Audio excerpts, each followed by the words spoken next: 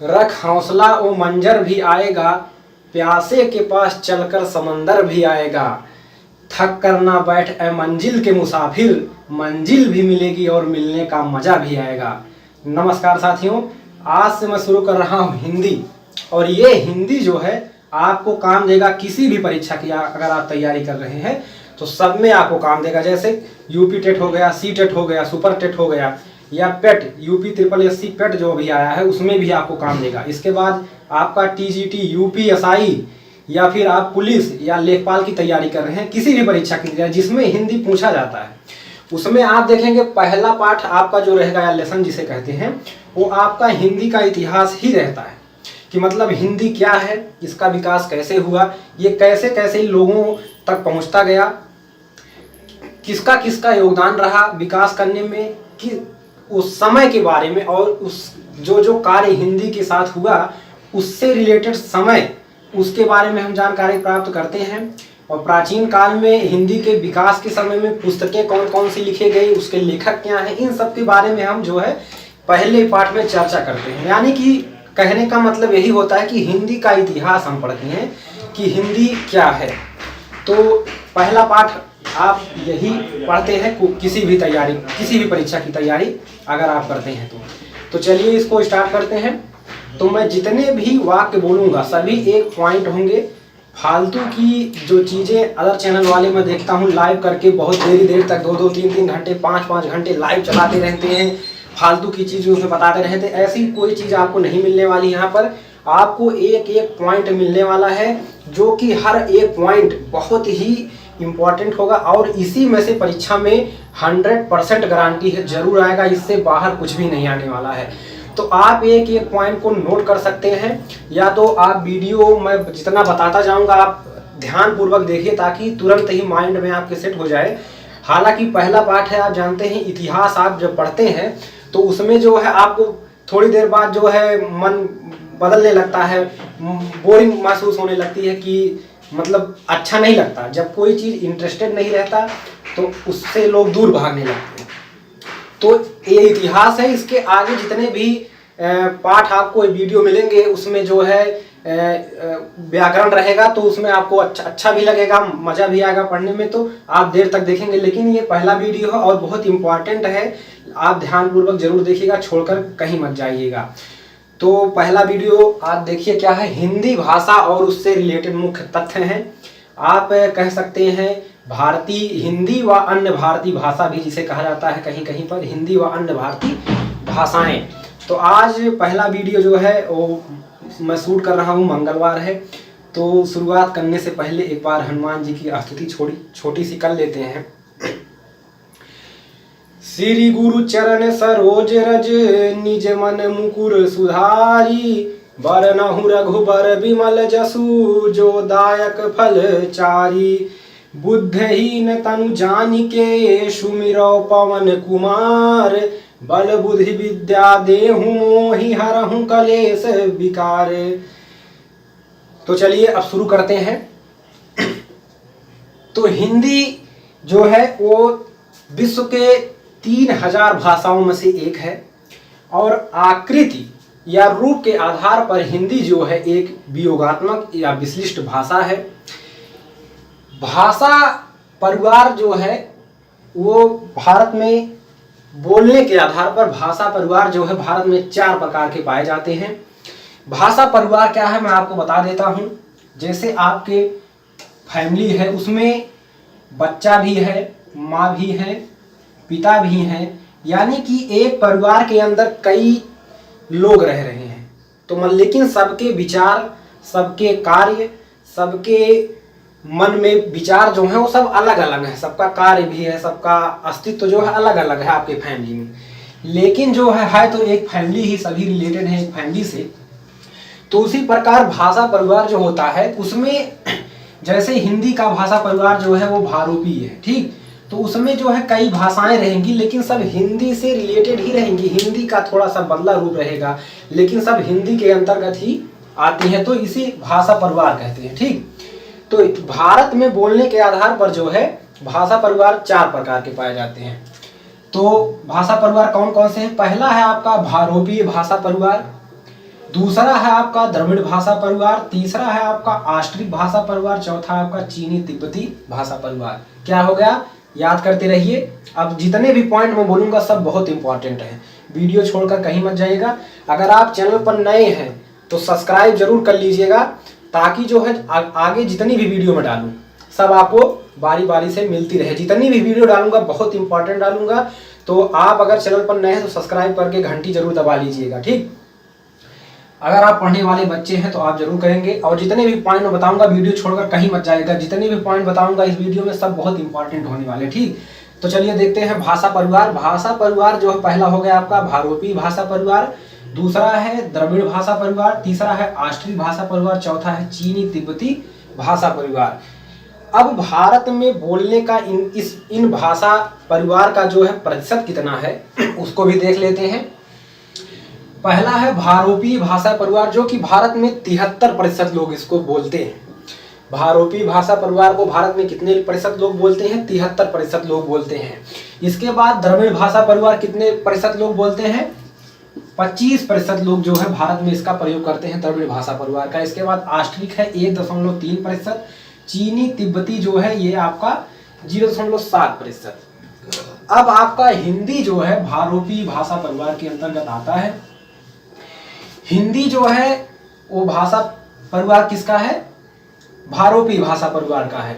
तो भारत में बोलने के आधार पर जो है सबसे बड़ा भाषा परिवार कौन सा है, भारोपी भाषा परिवार। कितने प्रतिशत बोला जाता है, 73% बोला जाता है, ठीक। इसके बाद आगे देखिए कौन सा पॉइंट है, हिंदी। हिंदी जो है वो भारतीय या भारतीय किससे बना है, भारत और यूरोपीय।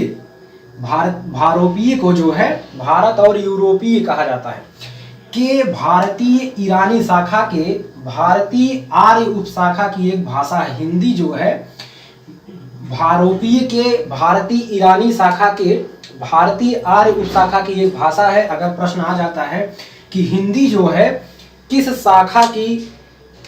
शाखा के अंतर्गत आता है, तो भारतीय ईरानी शाखा के अंतर्गत आता है। और कौन सी उपशाखा के अंतर्गत आता है, तो भारतीय आर्य उपशाखा के अंतर्गत आता है हिंदी, ठीक। आगे देखते हैं, भारतीय आर्य भाषा को 3 कालों में जो है विभक्त किया गया है। जो आर्य भाषा भारतीय आर्य भाषा के अंतर्गत हिंदी आती है उसको 3 कालों में विभक्त किया गया है। आगे अब हम विस्तृत रूप से पढ़ेंगे कि किस काल में कैसे कैसे हिंदी का विकास हुआ, पहले हिंदी क्या था, बाद में कैसे कैसे परिवर्तित होकर हिंदी का रूप धारण किया। तो इसको देखते हैं। तो भारतीय आर्य भाषा को 3 कालों में विभक्त किया गया है। पहला आपका है प्राचीन भारतीय आर्य भाषा, दूसरा आपका है मध्य भारतीय आर्य भाषा, तीसरा है आपका आधुनिक आर्य भाषा। तो अगर प्रश्न आ जाता है कि भारतीय आर्य भाषा को कितने कालों में विभक्त किया गया है, तो क्या आप बताएंगे, 3 कालों में। प्राचीन भारतीय आर्य भाषा, मध्य भारतीय आर्य भाषा, आधुनिक भारतीय आर्य भाषा। अब देखते हैं प्राचीन भारतीय आर्य भाषा का जो प्रयोग काल है, यानी कि इसका प्रयोग कब हो रहा था। तो ये प्राचीन भारतीय आर्य भाषा आपका 1500 ईसा पूर्व से 500 ईसा पूर्व। अब ईसा पूर्व क्या होता है, ईसा पूर्व का मतलब होता है कि ईसा मसीह के जन्म से पूर्व, ईसा मसीह के जन्म से पूर्व जितने वर्ष पहले किसी चीज का प्रयोग हो रहा था उसको हम लिखते हैं, उतना वर्ष लिखेंगे और लिखेंगे ईसा पूर्व, ठीक। तो 1500 ईसा पूर्व से 500 ईसा पूर्व तक जो है प्राचीन भारतीय आर्य भाषा का प्रयोग चल रहा था। इसमें कौन सी भाषाएं बोली जा रही थी, वैदिक संस्कृत और लौकिक संस्कृत। कौन सी, वैदिक संस्कृत और लौकिक संस्कृत। फिर आता है आपका मध्य भारतीय आर्य भाषा। ये जो है 500 ईसा पूर्व से 1000 ईस्वी तक चला। कितना, 500 ईसा पूर्व से 1000 ईस्वी तक चला, यानी कि ईसा मसीह के 500 वर्ष पहले से, जन्म के 500 वर्ष पहले से और उनके जन्म के 1000 वर्ष बाद तक जो है इसका प्रयोग चलता रहा, मध्य भारतीय आर्य भाषा का, ठीक। तो इसमें जो है कौन सी भाषाएं चल रही थी, हिंदी से परिवर्तित होकर कौन सी भाषाएं बदल गई हो, पाली में गए। हिंदी संस्कृत से बदला पाली में, पाली से प्राकृत में, प्राकृत से अपभ्रंश में। हालांकि अभी इसको हम विस्तृत रूप से आगे पढ़ेंगे, लेकिन आप यहाँ पर एक बार देख लीजिए। मध्य भारतीय आर्य भाषा में कौन कौन सी भाषाएं थी? पाली भाषा, प्राकृत भाषा, अपभ्रंश भाषा, फिर आप अपभ्रंश से हिंदी में आ गए। ठीक, तीसरा है आपका आधुनिक भारतीय आर्य भाषा। ये जो है ये अब जो वर्तमान समय में बोली जा रही है आधुनिक भारतीय आर्य भाषा, ये आपका 1000 ईस्वी से अब तक जो है प्रचलन में है। तो इसमें हिंदी और हिंदी तरह जो भाषाएं हैं, मैंने बताया कि भारोपी भाषा परिवार जो कि हिंदी के अंतर्गत सभी उसमें भाषाएं कई प्रकार की हैं। जैसे आप जानते हैं बांग्ला, बांग्ला आपका बोला जाता है अपने ही देश में भारत में ही, उड़िया बोला जाता है, असमिया, पंजाबी है, गुजराती है, गुजरात में बोला जाता है, मराठी है। तो इसी प्रकार जो है ये सब लेकिन हिंदी के अंतर्गत ही आती हैं। तो हिंदी व हिंदी तर भाषाएं कब बोली जाने लगी? 1000 ईस्वी के बाद जो है इनका प्रचलन धीरे धीरे बढ़ता गया। तो आगे अब चलिए देखते हैं। अब हम पढ़ते हैं प्राचीन भारतीय आर्य भाषा के रूप में, थोड़ा डिटेल से पढ़ेंगे। प्राचीन भारतीय आर्य भाषा, पहला क्या है? वैदिक संस्कृत। प्राचीन भारतीय आर्य भाषा के अंतर्गत पहली भाषा क्या है? वैदिक संस्कृत। संस्कृत, ठीक। इसका अन्य नाम क्या है? छांदस। इसको क्या कहते हैं? छांदस। वैदिक संस्कृत को छांदस भी कहा जाता है। ये सब पॉइंट बहुत इंपॉर्टेंट है, सब परीक्षाओं में पूछे जाते हैं। और जो है इसको, इसका नामकरण किसने किया? पाणिनि ने। किसने? कवि पाणिनि ने किया। बहुत ही इंपॉर्टेंट क्वेश्चन है। वैदिक संस्कृत में छांदस, और इसका अन्य नाम छांदस, और इसका नामकरण किसने किया? पाणिनि ने। उस समय पाणिनि ही बहुत जानकार कवि थे और संस्कृत के बारे में उन्होंने भी जितने भी पुस्तकें लिखी हैं वो सब जो है पाणिनि ने है। उस समय बहुत जानकार कवि थे उस समय के। तो कोई भी रिलेटेड, अगर वैदिक संस्कृत के समय से कोई भी रिलेटेड प्रश्न आता है तो लगभग पाणिनि ही सही लगाया जाता है। तो छांदस, तो पाणिनि जो है इसके नामकरण करता है। ये जो है आपका 1500 ईसा पूर्व से 1000 ईसा पूर्व तक जो है कौन चला? वैदिक संस्कृत। वैदिक संस्कृत। यहाँ पर आप देखिए काल को अलग कर रहे थे। ठीक, यहाँ पर ध्यान दीजिएगा, आप यहाँ पर काल को अलग कर रहे थे। ये प्राचीन भारतीय आर्य भाषा, इसमें वैदिक संस्कृत और लौकिक संस्कृत दोनों इसी में लिखा गया। तो यहाँ पर लिखा गया 1500 ईसा पूर्व से 500 ईसा पूर्व तक। तो ये चीजें आप ध्यान में रखकर चलिएगा, कहीं आप मिक्स ना कर दें। तो इसीलिए मैंने बता दिया।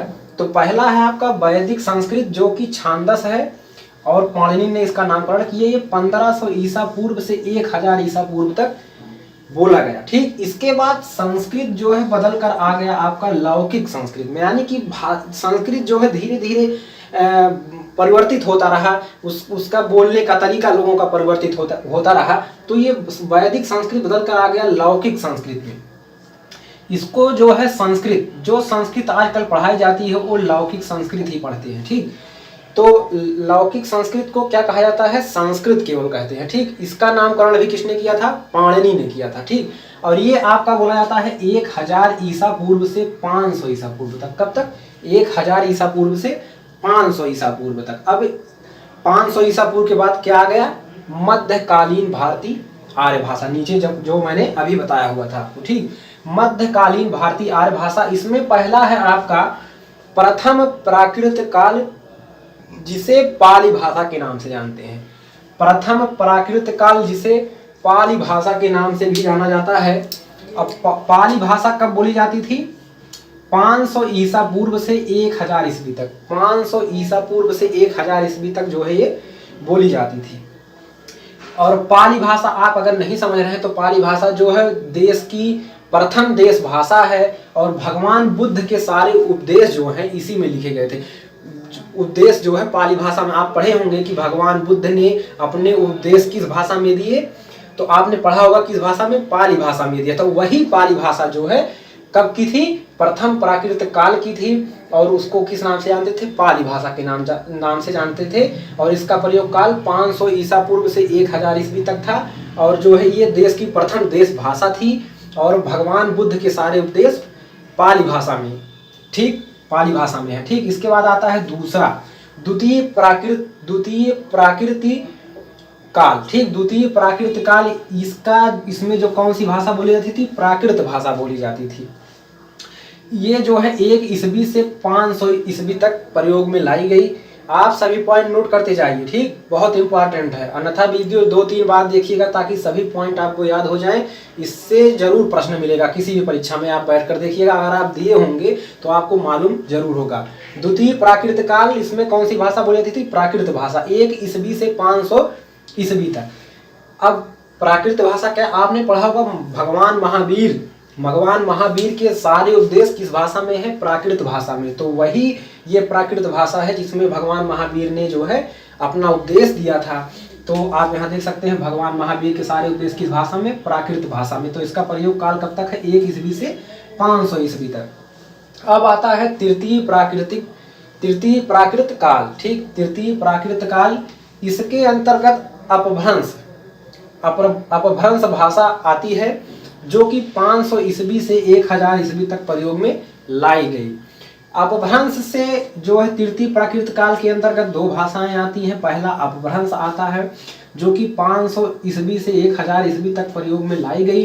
दूसरा आपका आता है अवहट्ट, ये जो है 900 ईस्वी से 1000 ईस्वी तक जो है प्रयोग में आना चालू हो गया था, ठीक। तो 1000 मतलब यहाँ मतलब अपभ्रंश भाषा बोली ही जा रही थी कि उसके बीच में भी जो है उसका कुछ धीरे धीरे लोगों ने परिवर्तन करना चालू हुआ और अब अवहट्ट के रूप में उस परिवर्तन हुआ और वो 900 ईस्वी से ही 1100 ईस्वी तक जो है प्रयोग में आती गई। हालांकि 1100 ईस्वी के बाद भी इसका प्रयोग लगभग 1400 ईस्वी तक अवहट्ट भाषा की चलती रही, लेकिन बहुत कम हो गई। अवहट्ट जो है बदलकर तुरंत प्रारंभिक हिंदी में आ जाता है।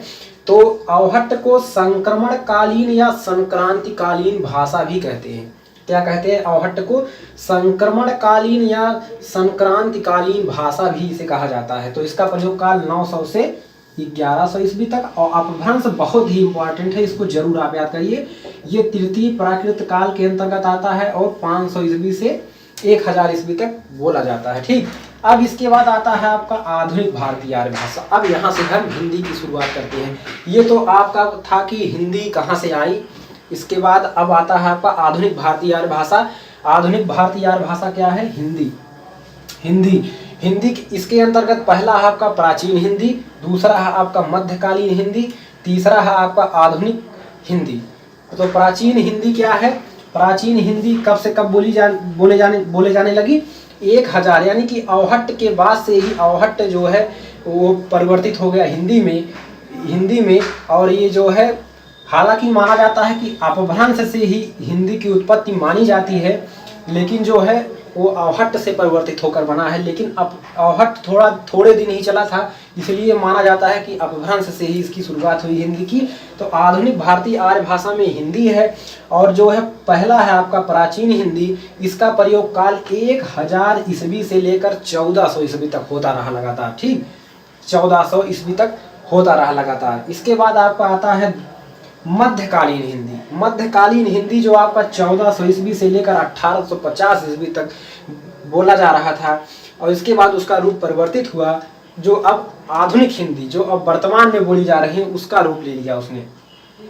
तो ये आ गया आपका आधुनिक हिंदी में, ठीक। तो आधुनिक हिंदी बोली जाती है आपका कब से? 1850 ईस्वी से अब तक जो प्रयोग में लाई जा रही है वो आपकी कौन सी हिंदी है?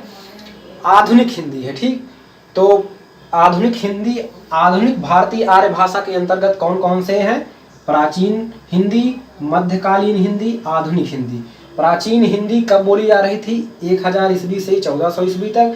मध्यकालीन हिंदी बोली जा रही थी 1400 ईस्वी से 1850 ईस्वी तक। और आधुनिक हिंदी जो 1850 ईस्वी से अब तक बोली जा रही थी। तो चलिए आगे बढ़ते हैं, अभी वीडियो छोड़कर मत जाइएगा, अभी आगे आपको पढ़ना है, ठीक। चलिए आगे बढ़ते हैं। इसके पहले जो हमने पढ़ा उसी के आगे शुरू करते हैं। हिंदी का विकास क्रम। संस्कृत जो है हिंदी की जननी मानी जाती है। संस्कृत जो है हिंदी की जननी मानी जाती है। ये क्वेश्चन बहुत बार हुआ है, बहुत बार परीक्षाओं में आया है कि हिंदी की जननी क्या है? तो संस्कृत है। क्या है? संस्कृत। तो देखिए हिंदी का विकास क्रम कैसे जो है ये संस्कृत बदलते बदलते कैसे जो है हिंदी का रूप लिया। तो पहले आपका संस्कृत भाषा प्राचीन काल में बोली जाती थी। मैंने अभी आपको शुरू में बताया कि संस्कृत जो है वो बोली जाती थी, ठीक, संस्कृत। तो संस्कृत से आपका पाली भाषा आया, जो मैंने बताया था कि महात्मा बुद्ध ने जो अपना उपदेश दिया पाली भाषा में। इसके बाद आपका पाली से आता है प्राकृत में। प्राकृत में मैंने बताया था कि जो है वो महावीर स्वामी ने अपना उपदेश प्राकृत भाषा में दिया। तो इसके बाद प्राकृत से अपभ्रंश विकसित हुआ, और अपभ्रंश से जो है आपका अवहट्ट, अवहट्ट से आपका प्राचीन या प्रारंभिक हिंदी जो है। तो हिंदी की जननी कौन हो गई? संस्कृत, क्योंकि संस्कृत जो है बदलते बदलते हिंदी में पहुंच गई, तो ये संस्कृत जो है हिंदी की जननी मानी जाती है। तो इसका विकास क्रम क्या है? संस्कृत, फिर पाली, प्राकृत, अपभ्रंश, अवहट्ट, प्राचीन या प्रारंभिक हिंदी। आप ऐसे इसको याद कर लीजिए, संस्कृत, पाली, प्राकृत, अपभ्रंश, अवहट्ट और पाली या प्राकृत। ठीक, इसको आप विकास क्रम को याद कर लीजिए, परीक्षाओं में कभी कभी पूछ लिया जाता है। इसके बाद अब हम, चूंकि अपभ्रंश से ही हिंदी की विकास मानी जाती है, हिंदी का विकास जो है अपभ्रंश से ही माना जाता है, तो अब हम अपभ्रंश के बारे में थोड़ी डिटेल से जानकारी प्राप्त करेंगे। ठीक, तो पर इसका अपभ्रंश जो है, इसका प्रयोग काल जो है 500 ईस्वी से 1000 ईस्वी तक। अपभ्रंश भाषा का जो प्रयोग काल है वो 500 ईस्वी से 1000 ईस्वी तक माना जाता है, कि 500 ईस्वी से 1000 ईस्वी तक जो है अपभ्रंश जो है बोलचाल में प्रयोग ला दी गई, साहित्य में प्रयोग इसका आता गया 1000 से 1000 ईस्वी तक, यानी 500 से 1000 ईस्वी तक। इसमें साहित्य का आरंभ 8वीं सदी में, इसमें जो है अपभ्रंश का जो साहित्य काल है वो 8वीं सदी में स्वयंभू कवि से हुआ। किस कवि से? स्वयंभू कवि ने जो है पहली रचना अपभ्रंश भाषा में जो है किया था, स्वयंभू कवि ने। अतः जो है इसका आरंभ साहित्य का स्वयंभू कवि ने अपभ्रंश भाषा से किया था, और 13वीं सदी तक इस अपभ्रंश भाषा का प्रयोग साहित्य में होता रहा। ठीक, किस सदी तक? 13वीं सदी तक। अपभ्रंश का अर्थ क्या होता है? पतन। अपभ्रंश का वैसे तो शाब्दिक अर्थ जो है पतन होता है, परंतु अपभ्रंश साहित्य से क्या अर्थ होता है कि प्राकृत भाषा से विकसित भाषा विशेष का साहित्य, यानी कि प्राकृत भाषा से ही, मैंने बताया प्राकृत से ही अपभ्रंश जो है विकसित हुई है। तो प्राकृत भाषा से विकसित भाषा विशेष का साहित्य, जो किसका अर्थ है ये? अपभ्रंश साहित्य का अर्थ हो जाएगा प्राकृत भाषा से विकसित भाषा विशेष का साहित्य। ये इसके जो साहित्य का आरंभ स्वयंभू कवि ने किया था। तो स्वयंभू कवि जो है, इनको स्वयंभू कवि को अपभ्रंश का वाल्मीकि माना जाता है, और संस्कृत का वाल्मीकि जो है महर्षि वाल्मीकि को माना ही जाता है। जो है उन्होंने जो है संस्कृत की शुरुआत अपनी रचनाओं से साहित्य में किया था। भगवान राम के चरित्र और उनके जीवन का वर्णन जो है करके। ठीक, तो स्वयंभू को, इसी प्रकार स्वयंभू को जो है वो अपभ्रंश का वाल्मीकि माना जाता है। इन्होंने पौमचर्यु या राम काव्य लिखा था। ठीक, इसी भाषा में, अपभ्रंश भाषा में। और उसी काल के, इसी 500 ईस्वी से 1000 ईस्वी तक, यानी अपभ्रंश भाषा काल की जो है अन्य कवि जो थे धनपाल थे। धनपाल ने जो है भविष्यत कहा लिखा था। क्या? भविष्यत कहा। भविष्यत कहा किसने लिखा था? धनपाल। अगर क्वेश्चन आ जाता है कि भविष्यत कहा के जो है रचनाकार कौन है? धनपाल है। कौन? धनपाल। अपभ्रंश का ये पहला प्रबंध काव्य है। क्या? अपभ्रंश अगर आ जाता है क्वेश्चन, अपभ्रंश का पहला जो है प्रबंध काव्य कौन सा है? अपभ्रंश का पहला प्रबंध काव्य, तो आप क्या लगाएंगे? भविष्यत कहा, जो है आपका बिल्कुल सही आंसर होगा, भविष्यत कहा। ठीक, इसके बाद आता है आपका पुष्पदंत। उसी समय के एक जो है रचनाकार थे, उन्होंने महापुराण नामक पुस्तक लिखा था, महापुराण नामक पुस्तक। तो आपका अगर आ जाता है महापुराण के रचनाकार कौन है? पुष्पदंत हैं। और बहुत इंपॉर्टेंट क्या है? भविष्यत कहा। ये जो है आपका अपभ्रंश का पहला प्रबंध काव्य है। ठीक, और स्वयंभू अपभ्रंश के वाल्मीकि माने जाते हैं। अगर आ जाता है कि अपभ्रंश के वाल्मीकि कौन है, तो अपभ्रंश के वाल्मीकि स्वयंभू कवि हैं, और उनकी रचना पौमचर्यु या राम काव्य है। इसके बाद इसी में आते हैं सरहपा। सरहपा ने जो है चर्या पद और दोहा कोशी लिखा था। चर्या पद और दोहा कोशी सरहपा की है। ठीक, तो ये आप लिख लीजिए या याद कर लीजिए। इसके बाद हम देखते हैं कि अपभ्रंश से आधुनिक भारतीय आर्य भाषाओं का विकास कैसे हुआ, किन किन रूपे हुआ है। तो अपभ्रंश के भेद हम पढ़ेंगे, और उन भेदों से कौन कौन सी भाषा विकसित हुई, इसके बारे में जानकारी प्राप्त करेंगे। तो अपभ्रंश से आधुनिक भारतीय आर्य भाषा का विकास। तो अपभ्रंश के भेद में है कौन कौन से भेद? पहला है आपका सौरसेनी, दूसरा है आपका अर्धमागधी, तीसरा है आपका मागधी, चौथा है आपका खस, पांचवा है आपका ब्राचर, चौथा और छठा है आपका महाराष्ट्री। तो ये अपभ्रंश के भेद है। ठीक, सौरसेनी, अर्धमागधी, मागधी, खस, ब्राचर, महाराष्ट्री। ठीक, तो आपका पहला जो सौरसेनी है उससे कौन कौन सी भाषा विकसित हुई आधुनिक जो इस समय में बोली जा रही है? पश्चिमी हिंदी, राजस्थानी और गुजराती। यानी कि सौरसेनी से विकसित भाषाएं आधुनिक समय में कौन है? पश्चिमी हिंदी, राजस्थानी, गुजराती सौरसेनी से विकसित हुई। तो अगर आपका प्रश्न आ जाता है परीक्षा में कि निम्न में से कौन सी भाषा सौरसेनी से विकसित हुई है, तो इन तीनों में से कोई एक ऑप्शन दिया रहेगा और अन्य जो तीन ऑप्शन होंगे वो किसी और के होंगे।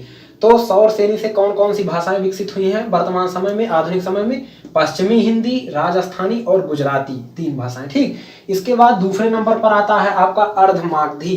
अर्धमागधी से आपका पूर्वी हिंदी विकसित हुआ है। आधुनिक समय में इसे पूर्वी हिंदी से के नाम से जानते हैं। अर्धमागधी का विकसित रूप जो है पूर्वी हिंदी के नाम से जानते हैं। इसके बाद तीसरे नंबर पर आपका आता है मागधी।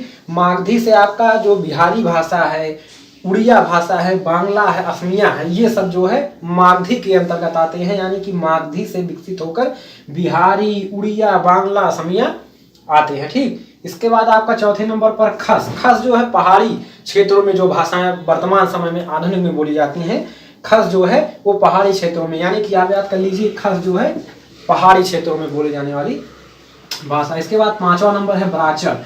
ब्राचर से यानी कि पंजाबी और सिंधी, यानी कि पंजाब और सिंध के क्षेत्रों में जो भाषाएं बोली जाती हैं वो जो है ब्राचर के अंतर्गत जो है विकसित हुई। ठीक, इसके बाद आपका आता है छठा महाराष्ट्री, जो मराठी भाषा के रूप में विकसित हुआ और महाराष्ट्र आदि क्षेत्रों में बोली जाती है। ठीक, तो इसके बाद हम अपभ्रंश के प्रकार बढ़ चुके और अपभ्रंश के प्रकार से कौन कौन सी भाषाएं विकसित हुई इसको हमने पढ़ा। अब इसके बाद अपभ्रंश के बाद आता है आपका अवहट्ट। अवहट्ट के बारे में थोड़ी सी जानकारी एक बार फिर से देखते हैं। तो अवहट्ट, इसे अपभ्रंश का अपभ्रंश भी कहते हैं। क्या? अपभ्रंश का अपभ्रंश और या परवर्ती अपभ्रंश कहते हैं। ठीक, अवहट्ट को।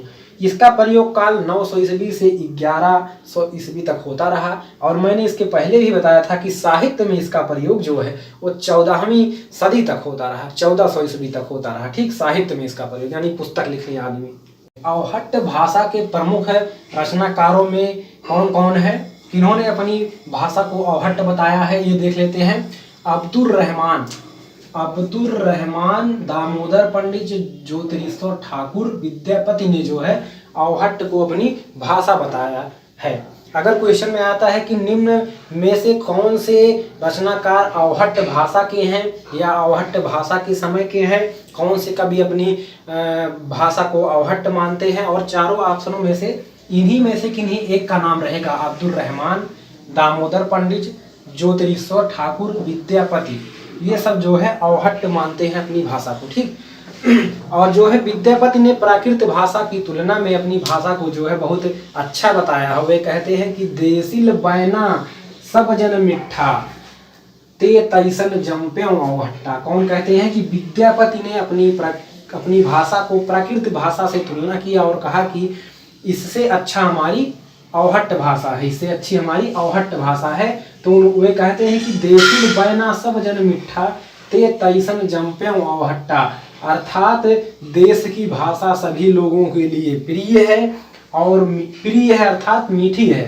देश की भाषा सभी लोगों के लिए मीठी है और इसका नाम अवहट्ट है। ठीक, और अवहट्ट काल के अवहट्ट भाषा के प्रमुख रचनाकार कौन कौन है? दामोदर पंडित, मैंने ऊपर बताया। दामोदर पंडित ने क्या लिखा है? उक्त व्यक्ति प्रकरण।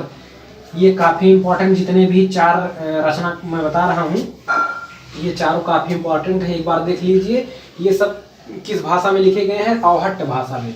तो उक्त व्यक्ति प्रकरण, उक्त व्यक्ति प्रकरण किसने लिखा है? दामोदर पंडित ने। और फिर ज्योतिरीश्वर ठाकुर क्या लिखे हैं? वर्ण रत्नाकर। तो वर्ण रत्नाकर के रचनाकार कौन है? ज्योतिरीश्वर ठाकुर। इसी प्रकार कीर्तिलता के विद्यापति हैं, जिन्होंने विद्यापति ने यही कहा था कि देसी बैना सब जन मिठा ते तैसन जंपे हट्टा। तो जो है वही विद्यापति हैं और इन्होंने कीर्तिलता की रचना की है। ठीक, इसी प्रकार एक रोड कवि है, रोड कवि, इन्होंने लिखा है राउर बेल, राउर बेल। अब आगे हम देखते हैं कि हिंदी शब्द की उत्पत्ति कैसे हुई। अब मेन चीज हमारा आ जाता है हिंदी।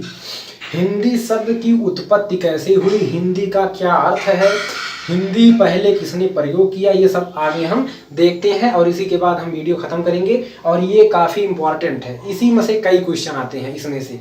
ठीक, अगर आप यहाँ तक आ गए हैं तो थोड़ा सा ये भी देख लीजिए, फिर अगला इसका पार्ट आगे हम और हिंदी के बारे में आगे बात करेंगे, वो नेक्स्ट वीडियो में बात करेंगे। लेकिन मेन पॉइंट जो अब आपका आ गया है वो हिंदी है, हिंदी के बारे में अब हम बात करेंगे। हिंदी शब्द की उत्पत्ति अर्थात हिंदी की उत्पत्ति कैसे हुई, किन लोगों के द्वारा हुई। ठीक, तो हिंदी शब्द की उत्पत्ति जो है भारत के उत्तर पश्चिम में बहने वाली सिंधु नदी से संबंधित है। उत्तर पश्चिम में बहने वाली किस नदी से संबंधित है, सिंधु नदी से संबंधित है। जो प्राचीन काल में जो है जो विदेशी और आक्रांता भारत आते थे वे सिंधु द्वार द्वारा ही, सिंह द्वार द्वारा ही भारत में आते थे, सिंधु नदी के माध्यम से। ठीक, तो आने वाले विदेशियों ने जो है वो जिस देश का दर्शन किया, जिस देश को उन्होंने पाया, वो किसका देश था, सिंधु का देश था। ठीक, किसका देश था, वो जो है सिंधु का देश था। भारत में आने वाले विदेशियों को जिस देश के दर्शन हुए वो सिंधु का देश था। और उस समय भारत और ईरान के बीच जो है काफी गहरे संबंध हुआ करते थे, ईरान और भारत के बीच में जो। ठीक, तो ईरानी लोग जो है सिंधु को, ईरानी लोग जो है वो सिंधु को क्या कहते थे, हिंदू। सिंधु को क्या कहते थे, सिंधु को हिंदू कहते थे। ईरानी लोग सिंधु को हिंदू कहते थे। तो सा का जो है हा में परिवर्तन हुआ, सिंधु से हिंदू बना, तो सा से हा में परिवर्तन और धा से दा में परिवर्तन हुआ। और सब चीजें सेम है, सा से हा में बदल गया, सा हा में बदल गया और धा जो है दा में बदल गया। तो ये जो है पहलवी भाषा के अनुसार, पहलवी कौन सी, पहलवी भाषा के अनुसार ध्वनि परिवर्तन है। किस भाषा के, पहलवी भाषा के अनुसार। अगर क्वेश्चन आ जाता है कि सिंधु से हिंदू किस भाषा परिवर्तन के अनुसार हुआ, तो पहलवी भाषा परिवर्तन के आधार पर हुआ। ठीक, तो जो है सा से हा और धा से दा बना, तो क्या हो गया, हिंदू। अब हिंदू से हिंद बना। ठीक, हिंदू से हिंद बना। और हिंद शब्द में फारसी भाषा का संबंध कारक प्रत्यय ई जो है ये संबंध कारक प्रत्यय है। और हिंद में जब इसको ऐड कर दिया गया तो क्या बन गया, हिंदी आपका बन गया, क्या, हिंदी। तो सिंधु से हिंदू बना, अब हिंदू से हिंद बना, और हिंद में जो है वो फारसी भाषा का संबंध कारक प्रत्यय ई लगने से हिंदी बन गया। अब इसका विकास हम कैसे देखेंगे, हिंदू, सिंधु से हिंदू, हिंदू से आपका हिंद बना और हिंद में आपका संबंध कारक प्रत्यय ई लगा और ये बन गया हिंदी। अर्थात हिंद देश के निवासी, हिंदी का मतलब क्या हो गया, हिंद देश के निवासी और उनकी भाषा हिंदी। ठीक, हिंदी शब्द मूलतः किस भाषा का शब्द है, फारसी भाषा का है, क्योंकि इसे ईरानी, सिंधु को जो है हिंदू कौन कहते थे, ईरानी। तो हिंदी शब्द जो है, ये शब्द जो है ये फारसी भाषा का शब्द है, हिंदी। ये शब्द फारसी भाषा का शब्द है। अगर क्वेश्चन आता है कि हिंदी किस भाषा का शब्द है, तो फारसी भाषा का शब्द है। ठीक, फारसी भाषा की याद कर लीजिए, काफी इंपॉर्टेंट है। हिंदी शब्द मूलतः फारसी भाषा का शब्द है। अब लेकिन कुछ हिंदी प्रेमी थे, उन्हें बुरा लगा कि जो है कैसे हम इसको इस प्रकार से मान लें। हम मानते हैं कि हिंदी भाषा, हिंदी की उत्पत्ति जो है या हिंदी शब्द की उत्पत्ति वो भारत में हुआ है। उन्होंने मानने लगे, उसे नहीं मान रहे थे कि फारसी भाषा का शब्द है।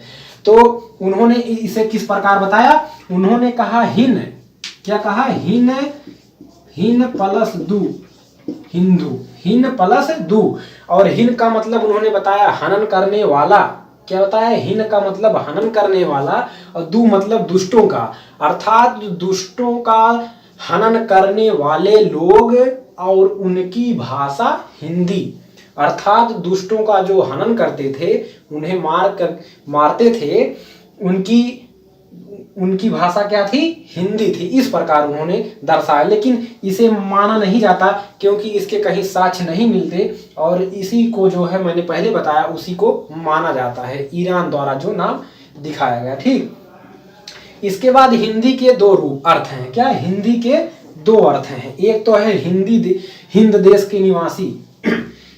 हिंदी के दो अर्थ हैं, हिंद देश के निवासी, यानी हिंदी जो है हिंद देश की भाषा मानी जाती है, और दूसरा है हिंद की भाषा, यानी हिंद देश के निवासी और उनकी जो निवास करते हैं हिंद देश में, उनकी भाषा क्या है? हिंदी। और किसने कहा है कि हिंदी हैं हम, वतन है हिंदुस्तान हमारा। हिंदी है हम, वतन है हिंदुस्तान हमारा। इकबाल ने कहा। किसने? इकबाल ने कहा। काफी इंपॉर्टेंट ये भी है। हिंदी है हम, वतन है हिंदुस्तान हमारा, तो इकबाल ने कहा है। हिंदी भाषा ये जो है कई भाषाओं का समूह है। इसमें 22 भाषाएं आती हैं। कितनी? 22 भाषाएं। संविधान में जो है 22 भाषाएं हिंदी भाषा के अंतर्गत आती हैं। इसको हम आगे एक वीडियो में अलग से पढ़ेंगे, क्योंकि संविधान में जो है हिंदी को व्याख्यात्मक रूप में वहाँ पर दिखाया गया है कि हिंदी के अंतर्गत कौन कौन सी भाषाएं आती हैं, हिंदी को कहाँ कहाँ पर प्रयोग किया जाता है। ये सब हम आगे पढ़ेंगे, काफ़ी इंपॉर्टेंट है और इससे क्वेश्चन भी आते हैं। ठीक, तो इतना आप जान लीजिए कि हिंदी भाषा में 22 भाषाओं का, हिंदी भाषा जो है 22 भाषाओं का समूह है। तो ये जितनी भी जानकारी है काफ़ी इंपॉर्टेंट है। अगर समझ में नहीं आया है तो अगर कोई भी दिक्कत हो आपको, आप कमेंट बॉक्स में कमेंट कर सकते हैं। और आगे आपको नेक्स्ट वीडियो मिलेगी, इसमें हम हिंदी के काल पढ़ेंगे, हिंदी किस प्रकार और विकसित हुई। तो अगर आपको वीडियो अच्छा लगा हो तो एक बार लाइक शेयर जरूर करिएगा। काफ़ी मेहनत के साथ बनाया हूँ, तो आप जो है ज़रूर शेयर करिए आप लोगों तक। और अगर नए हैं चैनल पर सब्सक्राइब जरूर करिएगा। और वीडियो देखने के लिए बहुत बहुत धन्यवाद। नेक्स्ट वीडियो के लिए चैनल को सब्सक्राइब करके बेल आइकन प्रेस कर लीजिए, ताकि अगली भी वीडियो आप तक पहुँचती रहे। नमस्कार।